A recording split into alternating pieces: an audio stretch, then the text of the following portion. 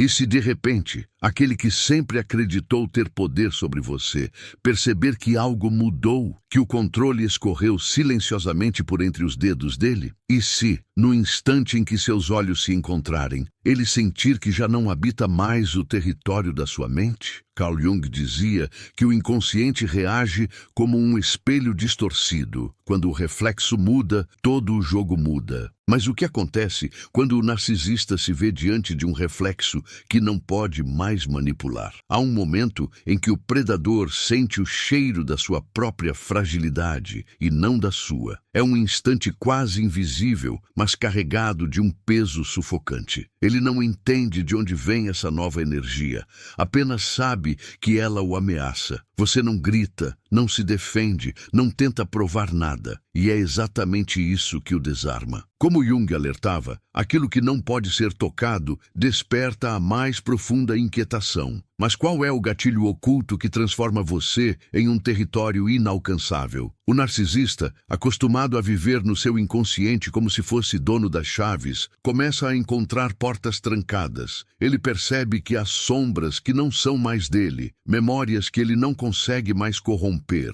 E nesse labirinto interno, cada corredor leva a um vazio que ele não pode preencher. Carl Jung nos lembra que o poder real não está em destruir o outro, mas em tornar-se inatingível para as armas dele. Porém, o que significa ser verdadeiramente inatingível? A tensão cresce, silenciosa, como um fio esticado prestes a se romper. Ele tenta usar os velhos truques, a culpa, a dúvida, o medo, mas agora essas sementes caem em solo infértil. E é aí que nasce a fenda que ele não consegue fechar. Quando a sua presença deixa de ser vulnerável à narrativa dele, a própria identidade dele começa a rachar. Jung chamava isso de colapso da persona, o momento em que a máscara se dissolve diante de uma força que não precisa se impor para existir. Mas que força é essa e de onde ela vem? Há respostas que só podem ser vistas quando você atravessa o silêncio inteiro, e este silêncio, carregado de significados, é o que o narcisista mais teme. Porque nele não existe espaço para o controle, apenas para o confronto com a própria sombra. Hoje, você vai descobrir não apenas o que significa ser imparável, mas por que isso se torna a sentença mais letal que um narcisista pode receber. Mas cuidado, o que você está prestes a ouvir não poderá ser esquecido. Quando o narcisista percebe que a sua energia já não dança ao som das manipulações dele, algo começa a ruir dentro do território secreto onde ele sempre acreditou reinar. O chão que antes parecia sólido sob os pés dele começa a se fragmentar em fissuras invisíveis, e cada fissura é um eco da sua nova presença. Uma presença que não busca provar nada, mas que carrega o peso silencioso de quem já atravessou o fogo e não se queimou mais.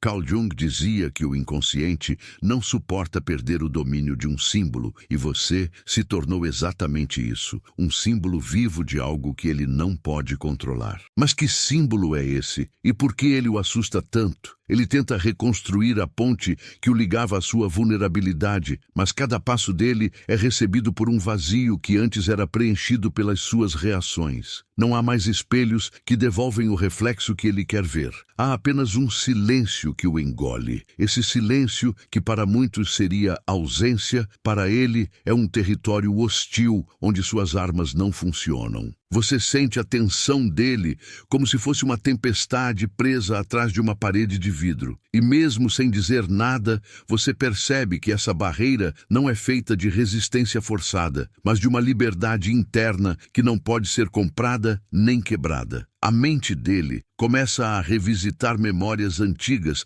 tentando encontrar aquele instante exato em que perdeu o fio que o prendia ao seu inconsciente. E nessa busca, ele se perde. Cada lembrança que surge é como uma sombra que escapa entre os dedos. Ele tenta reescrever as histórias, redesenhar os papéis, mas descobre que você não ocupa mais o papel que ele escolheu para você. Carl Jung dizia que a verdadeira libertação não é lutar contra o opressor, mas deixar de fazer parte da narrativa dele. E é exatamente isso que está acontecendo.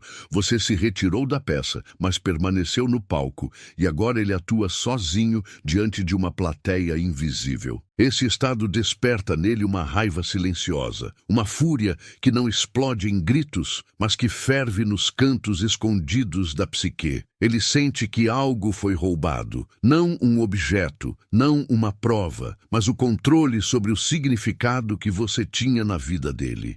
E é aqui que nasce o medo mais profundo, a consciência de que, sem o seu reflexo moldado, ele terá que confrontar a própria sombra. Jung nos lembrava que a sombra é o espelho mais cruel, pois mostra aquilo que nunca quisemos ver. E para o narcisista, esse espelho agora está diante dele, inquebrável e impiedoso. Você observa de longe e não há necessidade de intervir. Há um tipo de poder que não se manifesta em confrontos, mas em presenças inabaláveis. A sua presença agora é como uma montanha que não se move diante do vento. Ele pode tentar escalar, ferir, provocar deslizamentos, mas a estrutura interna permanece. O que ele não sabe é que essa estrutura não foi construída para resistir a ele, mas para abrigar você. E é por isso que ele não consegue penetrá-la, porque ela não é uma barreira contra o mundo, é um lar seguro dentro de si mesmo. A cada tentativa frustrada,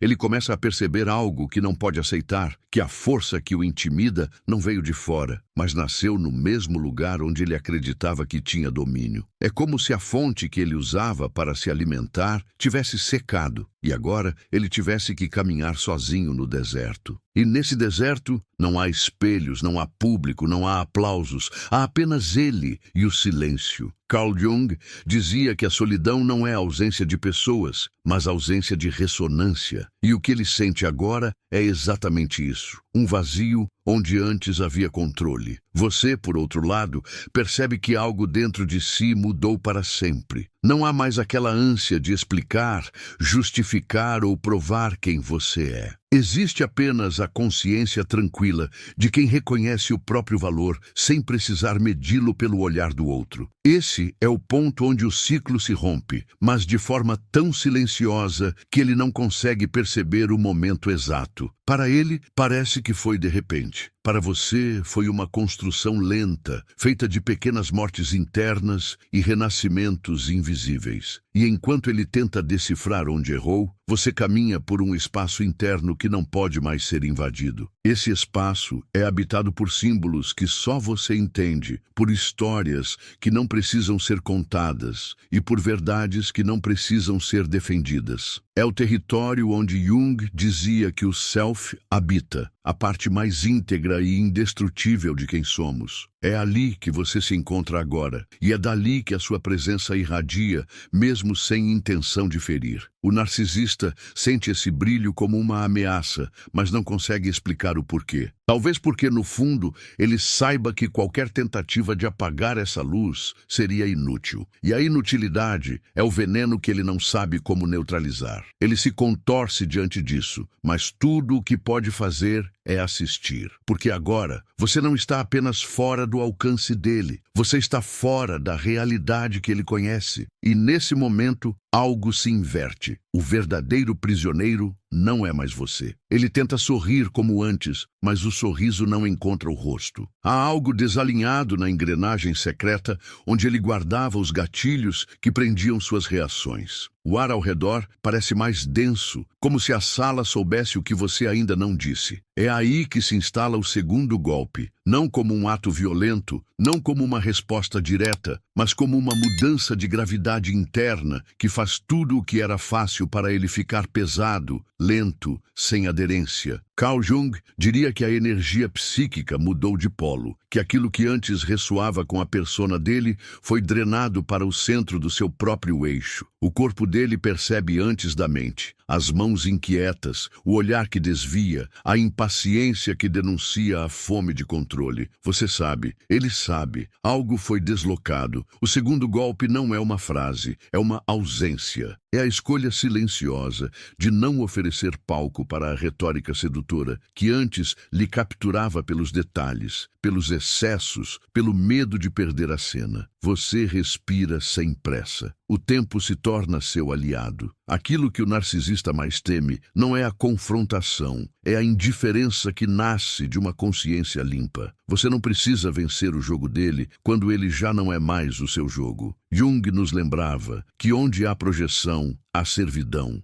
Onde a projeção morre, nasce um sujeito livre. O segundo golpe é a morte de uma projeção antiga, e é por isso que dói tanto nele. O espelho que antes devolvia a imagem que ele precisava, agora apenas devolve você. Ele invoca a velha dramaturgia do castigo e do prêmio, do afeto intermitente, das promessas que parecem bálsamo e das ameaças que soam como destino. Mas as palavras dele chegam atrasadas, como cartas postadas em um endereço que você já deixou. Você se percebe inteiro, e essa inteireza não é uma armadura, é uma pele nova, onde o toque da manipulação não encontra nervos expostos. O segundo golpe opera como uma maré invisível, recua tudo o que não é seu e devolve à praia o que foi seu desde sempre, ainda que esquecido. Há lembranças que retornam com outra cor, há dores que já não pedem explicação, há perguntas que param de gritar. O barulho que sempre foi o território dele não encontra mais eco. A sombra dele inquieta-se. Jung dizia que a sombra lateja quando é ignorada. O narcisista sente o latejar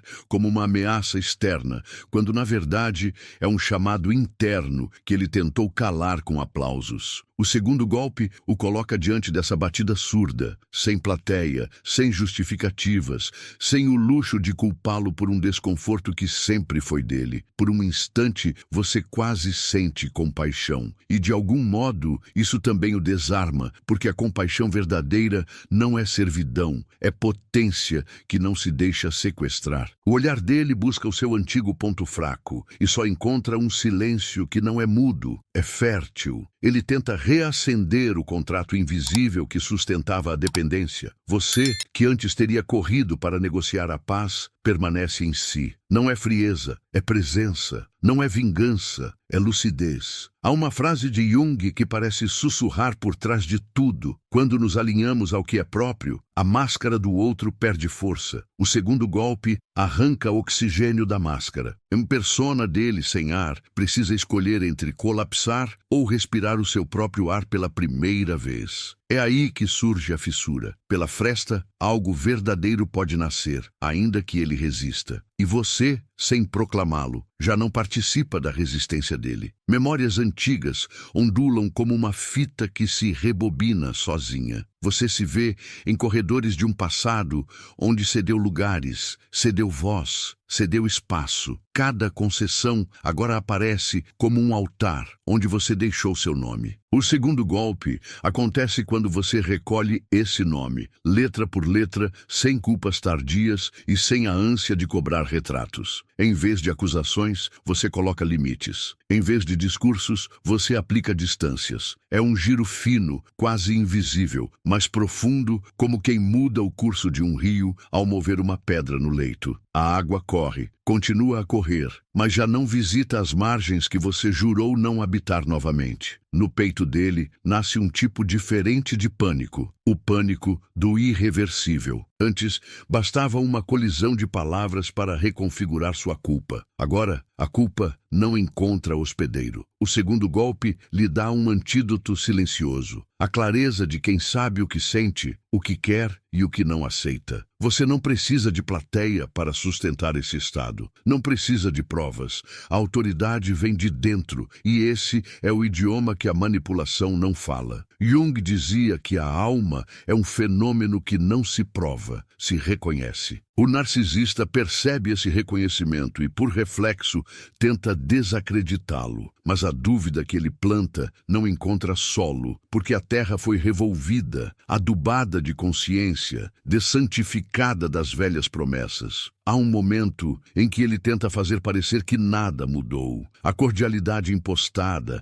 a lembrança súbita de um gesto gentil, o convite a revisitar uma cena onde você foi importante. São iscas finas, mas sua fome não é mais por validação, é por verdade. O segundo golpe madura o seu paladar. Você recusa o doce que amarga depois, rejeita a misericórdia que cobra pedágio, ignora a nostalgia fabricada. Ao fazer isso, você revela uma lei íntima. Aquilo que não alimenta o seu self enfraquece sua vida. E nesse reconhecimento, uma dignidade silenciosa se acende no seu rosto. Ele vê, mesmo que se recuse a admitir. E ver é o primeiro passo de uma derrota que ele não sabe nomear.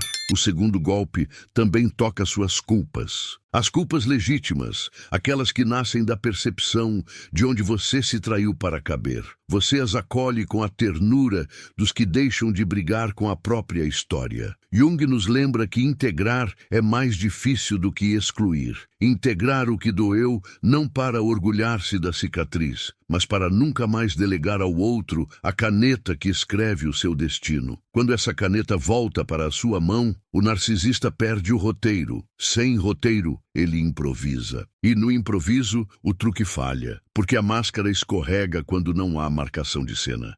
Ele tenta reduzir sua nova postura a uma fase, um capricho, um exagero. O desprezo aparece vestido de certeza. A tentativa de humilhação ressurge como uma tese. Você observa como quem já não precisa ser absolvido. A acusação não entra. Ela bate em um vidro invisível e cai no chão, sem barulho.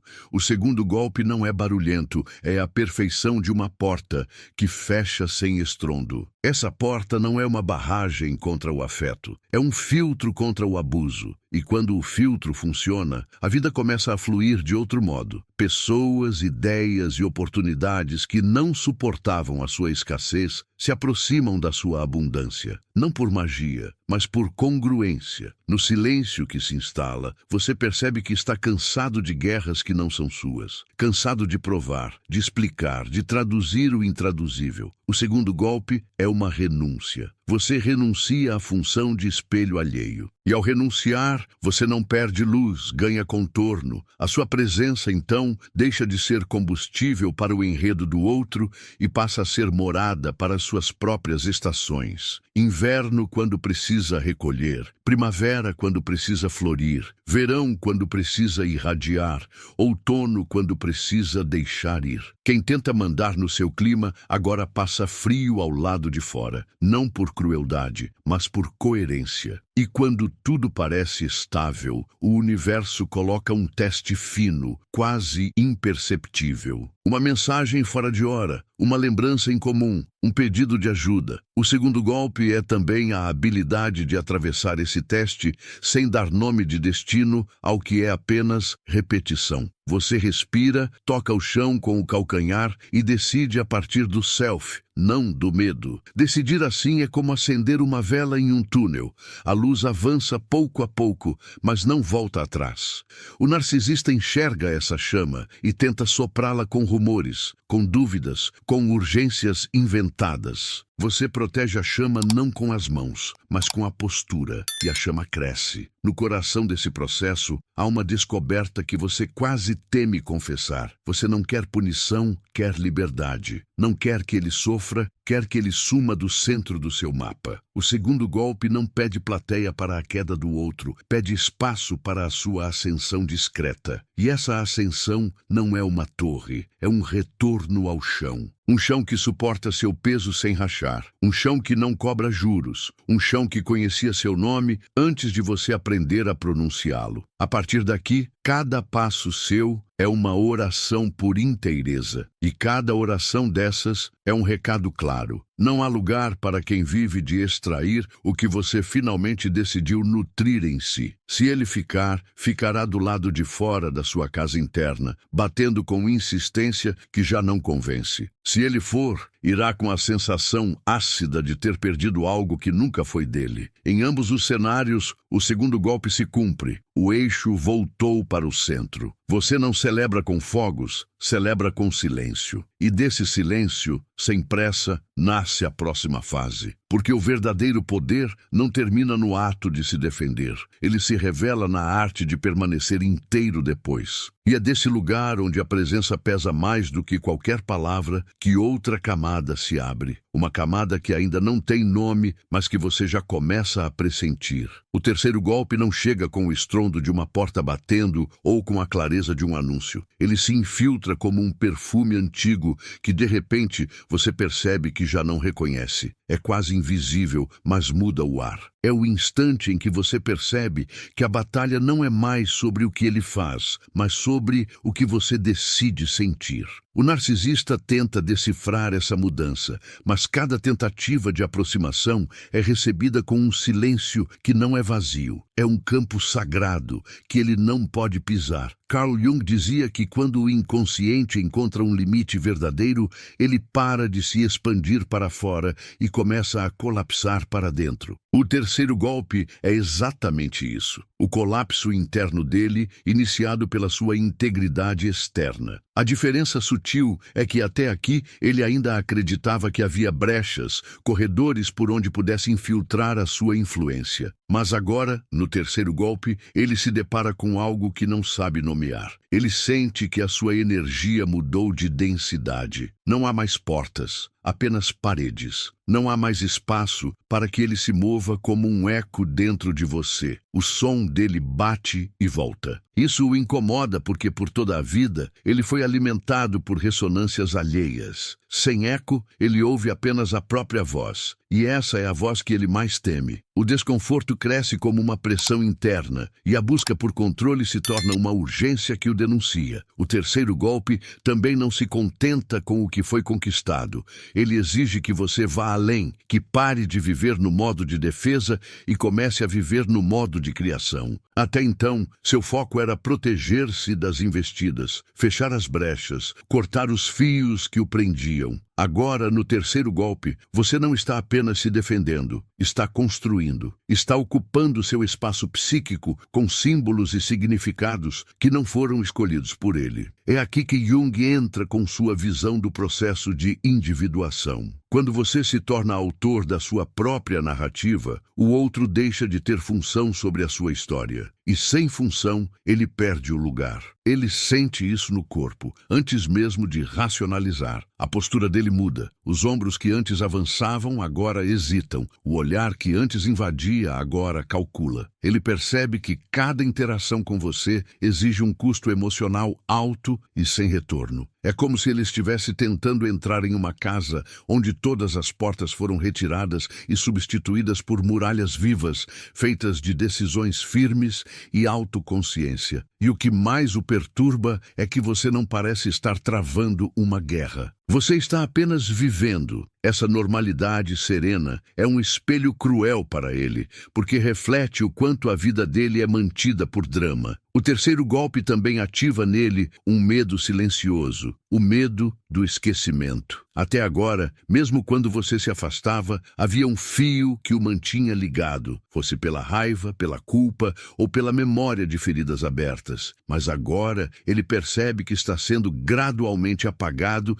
da sua narrativa interna. Não há rancor, não há desejo de revanche, não há a necessidade de provar que você venceu. Há apenas a ausência dele. Jung dizia que o oposto do amor não é o ódio, é a indiferença. E essa indiferença, quando nasce de um centro saudável, é devastadora para aqueles que vivem de ocupar espaços que não lhes pertencem. No terceiro golpe, você também se vê de frente para fantasmas que antes pareciam intocáveis. São memórias que vinham com dor e agora chegam como visitantes distantes, sem poder sobre o presente. É como se o peso delas tivesse se transformado em aprendizado silencioso. E é isso que o narcisista não entende. Ele sempre acreditou que o poder vinha de ferir, mas você descobriu que o verdadeiro poder vem de transmutar a ferida. Essa transmutação não é um ato único, é um processo vivo que se renova a cada escolha. E cada vez que você escolhe permanecer inteiro, mesmo quando provocado, o golpe se aprofunda nele. Ele tentará um último truque, a reinvenção. Talvez apareça com um discurso diferente, mais doce, mais maduro, mais consciente. Tentará apresentar-se como alguém que entendeu e que agora pode voltar. Mas no terceiro golpe, você já conhece o roteiro e, mais do que isso, já sabe que não precisa de uma nova versão dele para validar a sua evolução. Você não rejeita, não acolhe, apenas observa. E essa neutralidade é o que mais o fragiliza, porque não é algo que ele possa manipular. Jung falava sobre a função transcendente, o ponto em que duas forças opostas encontram equilíbrio e geram algo novo. Sua neutralidade é essa função. Não é fuga, não é ataque. É criação de uma terceira via que não inclui a repetição do ciclo. Enquanto ele se debate nesse novo território, que não responde mais às suas regras, você percebe algo que talvez não tivesse notado antes. O terceiro golpe não é apenas uma ação contra ele, é uma consagração a favor de si mesmo. É a decisão de viver a partir de um núcleo que não negocia a própria luz. E essa luz, por mais que ele tente, não pode ser roubada, porque não é um objeto, é uma presença. É nesse ponto que ele entende, ainda que não admita, que perdeu o poder que julgava eterno. Ele começa a desaparecer das entrelinhas dos seus pensamentos. A voz dele, que antes aparecia como um comentário interno, agora soa distante, irrelevante, quase estranha. É como ouvir uma gravação antiga de algo que já não faz sentido. Esse distanciamento é irreversível. Você não precisa expulsá-lo. Ele se dissolve por não encontrar mais alimento. E essa dissolução é o ápice do terceiro golpe. Ele não foi destruído por um confronto, mas apagado pela ausência de espaço. No fundo, o terceiro golpe não é uma vitória sobre ele. É uma vitória sobre o que ele representava dentro de você. É o momento em que a sombra projetada retorna ao seu dono e você caminha livre. Jung dizia que a liberdade não é a ausência de limites, mas a consciência de onde eles são sagrados. E agora você sabe exatamente onde termina o território dele e começa o seu. Essa fronteira é viva, respira com você e não depende de muros físicos. É feita de decisões diárias, e cada decisão reafirma que o centro do seu mundo está nas suas mãos. E talvez seja isso que o terceiro golpe revela, no silêncio mais profundo. Que a sua força não está em derrotá-lo, mas em ter se tornado alguém que não precisa mais dessa luta para existir. E quando essa compreensão se instala, ele percebe, tarde demais, que não há como reverter. Porque você não apenas fechou o ciclo, você o transcendeu. O quarto golpe não vem com aviso, não tem prenúncio dramático. Ele é como a mudança de estação que acontece enquanto todos estão distraídos, quando o ar muda de temperatura e, sem perceber, o corpo começa a se comportar de outra forma. É o momento em que você, já distante das antigas dinâmicas, percebe que não precisa mais se defender do narcisista, porque ele simplesmente não tem mais alcance sobre a sua vida interna. É uma vitória silenciosa, mas para ele é um colapso irreversível. Carl Jung dizia que quando a psique perde um objeto de projeção, ela entra em crise. O quarto golpe é essa crise, só que ele não sabe que a causa é a sua presença intocável. Até aqui, ele ainda podia nutrir a fantasia de que, de alguma forma, você poderia ser reconquistado, ou que ainda haveria um vínculo invisível capaz de ser ativado. Mas no quarto golpe, ele descobre que não existe mais esse fio. E o que mais o assusta não é a ausência física, mas o fato de perceber que, no seu mundo interno, ele já não é referência para nada. Ele não é lembrança que dói, não é ferida aberta, não é sombra que se move nas paredes. Ele é nada. E o nada, para um narcisista, é insuportável. É como se ele tivesse sido apagado de uma narrativa que acreditava controlar. Esse golpe não se dá no campo da emoção explosiva, mas na ausência total de resposta. Você não reage a provocações, não se sente provocado e nem mesmo interpreta os gestos dele como algo que precise da sua energia. Ele tenta fazer-se presente através de sinais, mensagens indiretas, comentários sutis, mas o eco não volta. Não é que você esteja evitando, é que simplesmente não existe mais espaço interno para que ele ressoe. Jung nos lembra que aquilo que não é alimentado pelo consciente se desfaz no inconsciente. E é isso que está acontecendo. A imagem dele está murchando dentro da própria mente dele. O quarto golpe também carrega uma inversão inesperada. O desconforto muda de endereço. Antes, era você quem carregava o peso de perguntas não respondidas, de diálogos inacabados, de feridas abertas. Agora, é ele quem vive nesse estado. Ele se pergunta como perdeu o controle, onde errou, em que momento você deixou de ser vulnerável. Essa busca não é racional, é instintiva. E como não encontra respostas, ele começa a sentir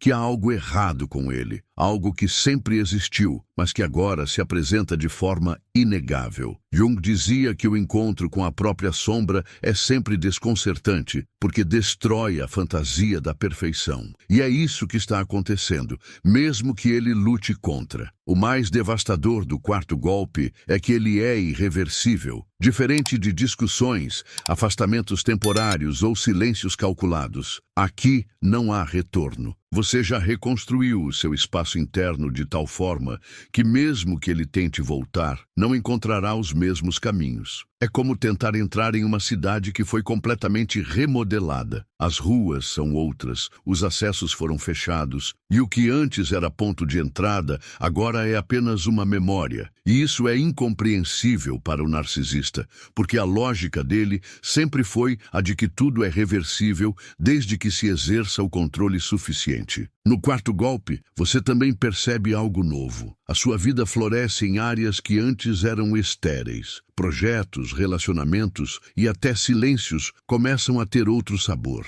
Essa vitalidade é um espelho cruel para ele, porque mostra que você não só sobreviveu, mas prosperou sem a presença dele. Para alguém que se alimenta da narrativa de que é indispensável, essa visão é como um veneno. Jung dizia que nada ameaça mais um controlador do que ver o outro crescer sem a sua intervenção. E o seu crescimento agora não é apenas visível, é constante. Ele, por sua vez, tenta criar cenários onde possa, de algum modo, se inserir. Talvez apareça por meio de terceiros, talvez tente reconstruir memórias compartilhadas, talvez até simule mudanças internas. Mas o quarto golpe o atinge, porque mesmo nesses movimentos, ele percebe que não há mais retorno emocional da sua parte. Você não se empolga, não se entristece, não se desestabiliza, não há reação. E é essa neutralidade que corta mais fundo do que qualquer ataque frontal. O quarto golpe não é vingança, mas é sentido por ele como punição. Isso porque a ausência de dependência que você conquistou é a negação do papel central que ele acreditava ter na sua vida. É como se ele tivesse passado anos escrevendo uma peça de teatro para perceber agora que o personagem principal nunca foi ele e que o palco em que se apresentava nem existe mais. Jung nos lembra que quando a persona perde o público, ela se desfaz. E o que você fez, silenciosamente, foi retirar-se da plateia. E talvez o mais simbólico do quarto golpe seja o fato de que você não o executa conscientemente. Ele acontece como consequência natural do seu processo de individuação. Não há cálculo, não há estratégia, apenas a vida acontecendo de forma alinhada ao que você realmente é. E essa naturalidade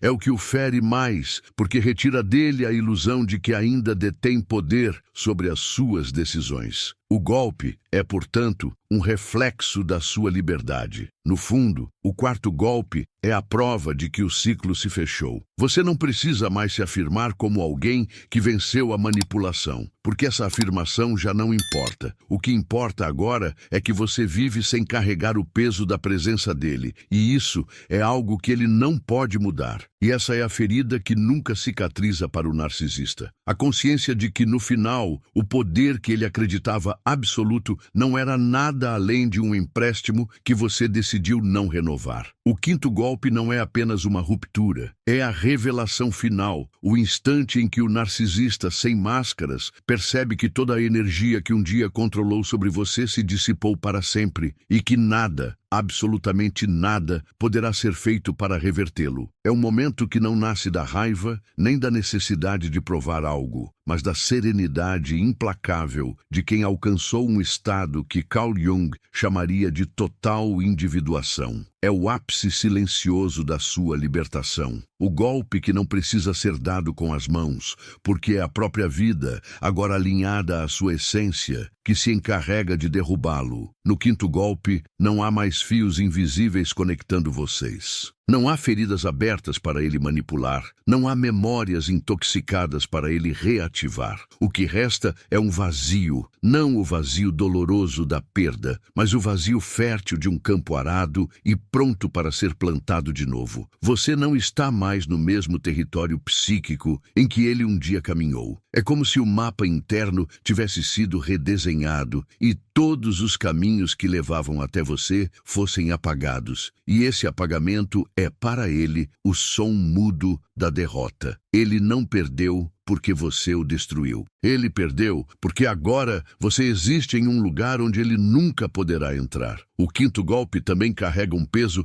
que ele não sabe administrar, o peso do esquecimento. Até aqui, mesmo após o quarto golpe, ele podia se consolar com a ideia de que ainda poderia ser lembrado, como cicatriz, como sombra, como história. Mas agora ele entende, no silêncio de uma ausência que não dá respostas, que nem isso restou. Sua imagem já não está gravada no espelho interno que antes usava para validar-se. Ele não é lembrança, é irrelevância. E para o narcisista, a irrelevância é a morte simbólica mais cruel que existe. Esse golpe, diferente dos outros, não se mostra em ações visíveis. Ele é sentido no campo sutil, no modo como você caminha pelo mundo sem precisar se definir pelo passado. Você conversa, ri, constrói e sonha sem que o nome dele ou qualquer resquício de sua presença interfira. E isso não acontece porque você força o esquecimento, mas porque no processo de se reconstruir, você se tornou alguém que não precisa mais carregar ruínas. Jung dizia que aquilo que é integrado perde o poder de nos ferir.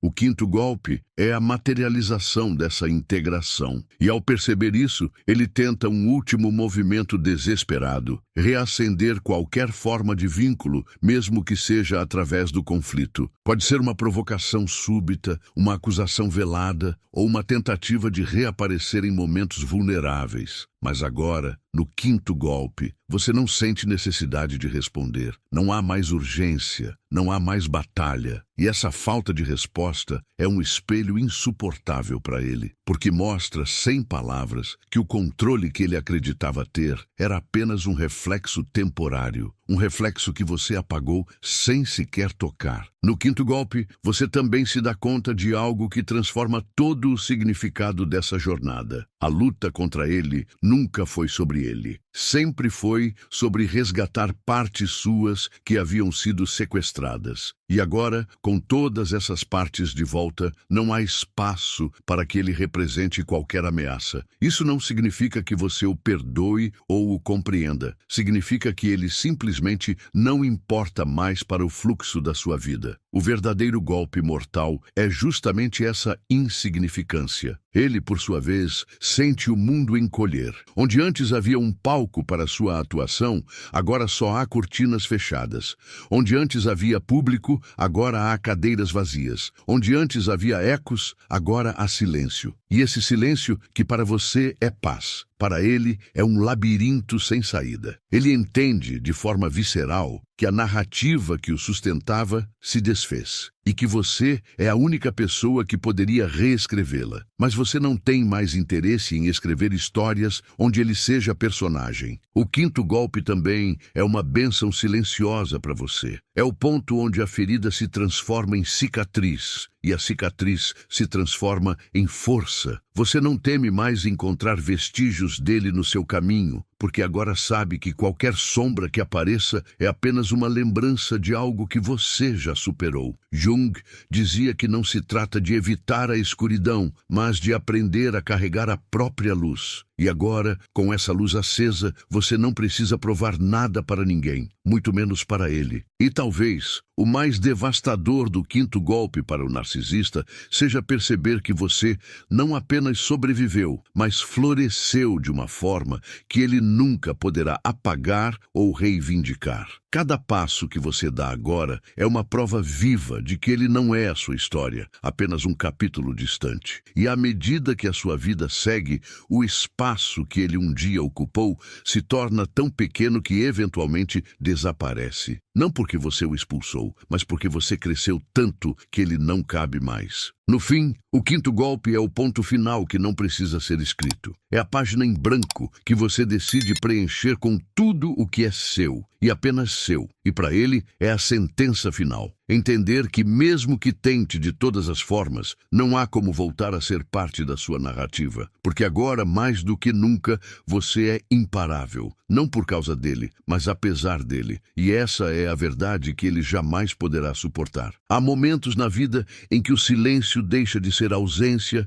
e se torna linguagem. Foi nesse idioma invisível que todo o caminho até aqui foi escrito. Cada passo, cada golpe, cada revelação não foi apenas uma ruptura com o outro, mas uma aliança secreta com o seu próprio centro. Carl Jung dizia que o processo de individuação é uma travessia que não avisa quando termina, porque não termina. Ele apenas se transforma em parte de quem você é. Hoje você carrega não apenas a história dessa libertação, mas a presença viva de quem se reencontrou no meio das ruínas. O que fica não são os gestos do narcisista, nem mesmo os seus. O que fica é a certeza muda de que algo essencial foi recuperado. E esse algo não tem nome, não cabe em definições, não pode ser explicado a quem nunca sentiu. É como voltar para casa depois de anos longe e perceber que ela sempre esteve dentro de você. E mesmo que o mundo tente entrar novamente, agora há portões invisíveis que só se abrem para o que é verdadeiro. Olhe para trás e veja. Não é o rosto dele que importa, mas o contorno novo que você ganhou. Não é a memória das palavras, mas o espaço que nasceu depois que elas perderam o poder. Você não apenas se afastou, você se expandiu. E essa expansão não se mede em vitórias externas, mas na paz que não precisa de testemunhas. Aquele que antes definia o seu clima interno agora é apenas um ponto distante no horizonte, tão pequeno que já não altera a cor do céu. Há também um aprendizado silencioso. Não foi preciso destruir para vencer. Bastou existir de forma plena. Bastou não ceder o próprio eixo. Jung nos ensinou que o verdadeiro poder não é o que domina o outro, mas o que sustenta a si mesmo diante de qualquer tempestade. E agora, ao sentir o vento, você percebe que não há mais ameaça, há apenas passagem. Tudo o que foi dito, cada golpe, cada símbolo, não é sobre ele, é sobre você, sobre o momento em que se viu diante do espelho e reconheceu o que sempre esteve ali, mesmo quando estava escondido, sobre a coragem de não voltar, mesmo quando o caminho parecia familiar, sobre a escolha de permanecer inteiro, mesmo quando a fragmentação parecia mais fácil. Talvez o que reste agora seja apenas essa pergunta, que não precisa de resposta imediata. Quem você se torna quando ninguém mais tem o poder de narrar a sua história? Permita que ela ecoe, que percorra os corredores da sua mente até encontrar o lugar certo para se instalar. Não apresse a resposta. Ela virá e, quando vier, trará consigo um novo mundo. Enquanto isso, lembre-se, a sua história não termina aqui. Ela muda de palco. E o novo ato não começa com aplausos ou cortinas abertas, mas com o simples respirar de quem sabe que o ar agora é livre. Não há pressa, porque o tempo já não é inimigo. Não há medo, porque a sombra já não é ameaça. Há apenas o caminhar seguro de quem carrega a própria luz. E é nessa luz que está o verdadeiro convite. Não um convite meu, mas um chamado que nasce dentro de você. Continue essa jornada. Expanda esse despertar. Compartilhe essa força com aqueles que ainda estão presos nos labirintos. Comente, fale, divida o que sentiu, porque talvez as palavras que hoje saem de você sejam o primeiro raio de sol no dia de alguém Deixe que este eco viva além deste instante. Permita que ele toque outros, que cresça, que inspire, pois cada vez que essa consciência é compartilhada, ela se fortalece, e cada vez que se fortalece, menos espaço existe para que qualquer sombra se imponha. E quando, daqui a dias, semanas ou anos, esse momento voltar à sua memória de forma inesperada, que ele não venha como lembrança de dor, mas como prova silenciosa de que você atravessou e venceu. Porque, como diria Jung, aquilo que você é, ninguém pode tirar. E talvez, no fundo, esse tenha sido o golpe mais mortal de todos.